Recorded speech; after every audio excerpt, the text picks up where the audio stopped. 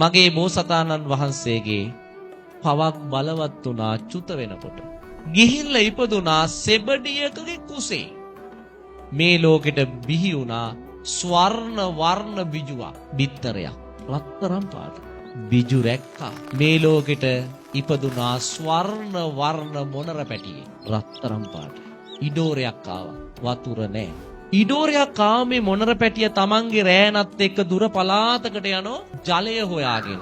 ජලය හොයාගෙන දුර පළාතකට ගිහිල්ලා එක්තරා ජලාශයකින් ජලය පානය කරනවා. ජලය පානය කරනකොට තමන්ගේම රූපේ අර දිය කාචෙන් දකින්න. තමන්ගේ රූපේ තමන් දැක්කම තමන්ට වෙනසක් දැනුණා. වෙනස තමයි තමන්ගේ රෑනේ ඉන්න අනිත් මොනරුන්ට වඩා මම වෙනස්. මේ මොනරට තිබුණ විශේෂ හැකියාවන් දෙකක්. බෝසත් මොනරනේ. එකක් තමයි කතන හැකියාව තිබුණා, කතා කරන්න පුළුවන්. අනිත් කාරණේ තමයි ජාති ස්මරණ ඥානය තිබුණා, පෙර ආත්ම පේන. මේ මොනරට තමන්ගේම රූපේ තමන් දැක්කම බයක් ඇති වුණා. ජාති ස්මරණ ඥාණයෙන් පේනවා තමන් පෙර ආත්මිකත් සරණවර්ණ හංසයෙක් වෙලා ඉපදිලා හිටියා. ස්වර්ණහංස ජාතකයේදී. ස්වර්ණහංස ජාතකයේදී තමන්ගේ මේ ශරීර වර්ණය තමන්ගේ ජීවිතයට අනතුරක්. ඒ නිසා මම මේ රෑනත් එක්ක ඉන්නේ නැහැ.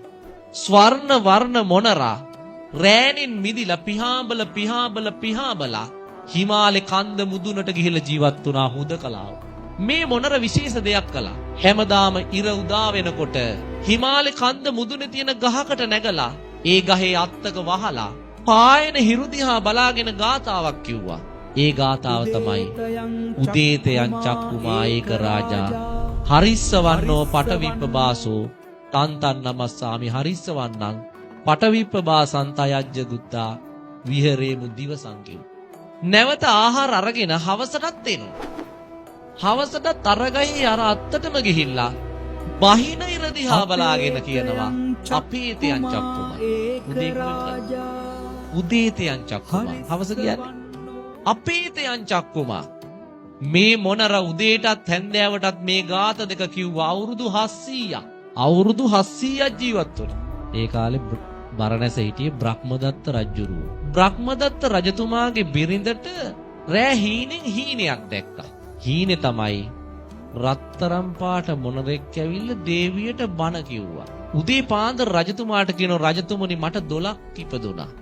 රත්තරන් පාට මොනරෙක්ගෙන් මම බණක් ඇහුවා. ඒක තමයි මගේ 12. අනේ රජතුමනි මට ස්වර්ණ වර්ණ මොනරෙක්ගෙන් බණ අහන්න සලස්වන්ට කිව්වා. රජතුමත් පොඩි කතන්දරයක් අහලා තිබුණා. ඒ කාලේ මිත්‍යා මතයක්. ඒ කාලේ මිනිසුන් අතර විශ්වාසයක් තිබුණා රත්තරන් පාට මොනරෙක් ඝාතනය කරලා උගේ මාංශය අනුභව කරෝති කවදාවත් මැරෙන්නේ නැහැ කියලා. දැන් රජතුමා හිටියේ ඒ මතේ. රජතුමා දැන් මොකද කරන්නේ? රජතුමා තමන්ගේ අමාත්‍ය මණ්ඩලය රැස් කළා. රැස් කරලා අමාත්‍ය මණ්ඩලයට කියනවා අමාත්‍යවරුනි මගේ දේවියට 12ක් හටගෙන. ඒ නිසා රත්තරන් පාට මොනරෙක් හොයන්න කිව්වා. එහෙම මොනරු මේ ලෝකේ නෑ රජතුමනි. අපි මේ රටේ ආදිවාසීන්ගෙන් අහලා බලමු.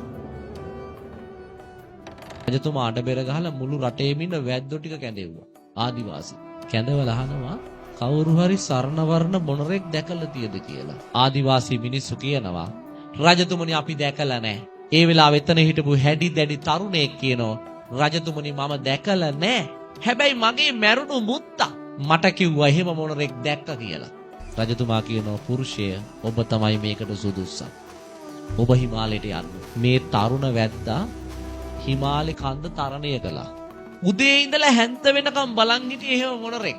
ඇවිද කන්ද මුදුනේ සක්මන් කර කර හොයනෝ දැන් මොනරා.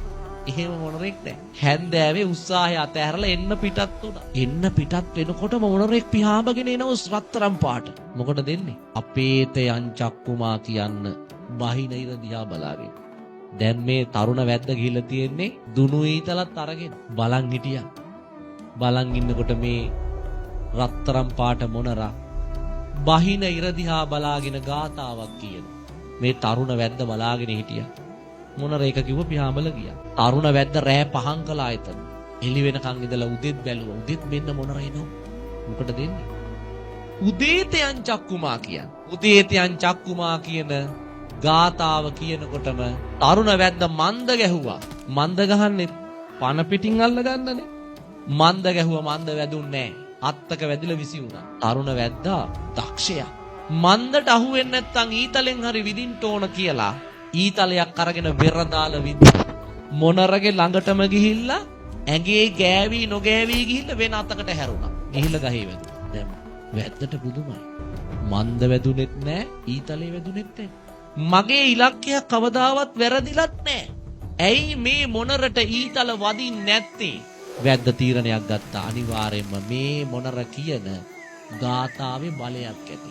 ඒ නිසා මේ මොනරගේ දුර්වලතාවයක් හොයාගෙන ඒ දුර්වලතාවයෙන් අල්ල ගන්න ඕන කියලා හිතුවා. හිතලා තරුණ වැද්දා ගමට ආවා. ගමට ඇවිල්ලා ගමේ ඉන්න ලස්සන සෙබඩියක් හොයාගත්තා. සෙබඩිට පුහුණු කරා අසුරක් ගහනකොට ගී ගයන්න. අප්පොඩියක් ගහනකොට නටන්න පුරුදු කළා. පුරුදු කරලා දැන් සෙබඩි තිරේ ගහගෙන කන්ද මුදුනට නැග්ගා. කන්ද මුදුනට නැගලා අර මොනර එනව නේද? උදේතයන් චක්කුමා කියන්නේ. ඒ මොනර වාහන අත්තට ඉස්සරහවත් සෙබඩි තියුවා. තියලා දැන් වැද්දා පල්ලෙහා බලාගෙන ඉන්නවා. මොනර ආවා. මොනර ඇවිල්ලා අර ගාතාව කිව්වොත් නේ බලයක් ගොඩ නැගෙන්නේ. ගාතාව කියන්න කලින් අසුරක් ගැහුවා. අසුර ගහපු ගමන් අර සෙබඩි ගයන්න ගත්තා. සෙබඩි ගයනකොට අවුරුදු 700ක් රැකගෙන හිටපු බබසර කැඩුනා. අර සෙබඩිගේ ළඟට පිහාඹල ගියා. පිහාඹගෙන යනකොටම අර වැද්ද අප්පුඩියක් ගැහුවා. දැන් සෙබඩි නටනවා. සෙබඩි නටනකොට මොනරට තවත් බබසර කැඩුනා. බබසර කැඩුණු මොනරට මන්ද ගැහුවා. ජීවග්‍රාහීව අල්ලගත්තා. අල්ලගෙන ස්වර්ණ වර්ණ මොනරා කිහිල්ල ගහගෙන බ්‍රහ්මදත්ත රජතුමාගේ ළඟට බොහොම උජාරුවට යනවා දැන් තරුණ වැද්දා. රජතුමාගේ ළඟට ගිහිල්ලා රජතුමා කියනවා දේවියගේ 12 මතකයි. දැන් රජතුමාට මතක සදාකාලිකව ජීවත් වෙන්න මේ මොනර මරලා මාංශය භුක්ති විඳින්න. රජතුමා කියනවා වහාම මේ අරක් කැමියට අණ කරනවා මේ මොනර මරලා මස් ටික හදන් එන්න කියලා. පින්වතුනි මොනරට කතන හැකියාව තියෙනවනේ.